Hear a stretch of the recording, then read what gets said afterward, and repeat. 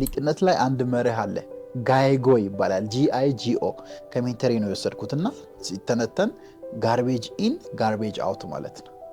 ይገባችኋል መቼም ጋርቤጅ ኢን ጋርቤጅ አውት ብዙ ጊዜ በኮምፒውተር ምሳሌ ልስጣችሁ ላይክ ፕሪንት ካላችሁ ፕሪንት አድርጋችሁ የምታውቁ ሰዎች whatever you put to the printer ወደ ፕሪንተሩ ፕሪንት አድርግልኝ ብለን የምንልከው ነገር በውጭ በኩል ይወጣል ሰው ጋርቤጅ ኢን ማለት በህይወታችሁ ወደ አእምሯችሁ ወደ አሳሰባችሁ በጓደኝነታችሁ በትዳራችሁ ጋርቤጅ ከሆነ የምታስገቡት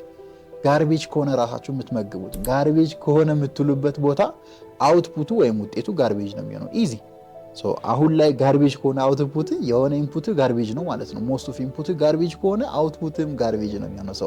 ያን ማስተካከል ማለት ነው ሊቅነትን ማወቅ ራስን ኢንዲቴል መረዳት አስተሳሰብን መገንዘብ አመለካከት እንዴት እንደሚሰራ ማወቅ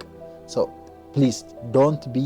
ጋርቤጅ ኢን ጋርቤጅ አውት ያን ሰው እንድትሆኑ አልፈልግም ያን ሰው መሆን ካልፈለጋችሁ ደግሞ ሊቅነት ብላችሁ ኮሜንት አድርጉ ሙሉ ትምህርቶችን ለቅላችኋለሁ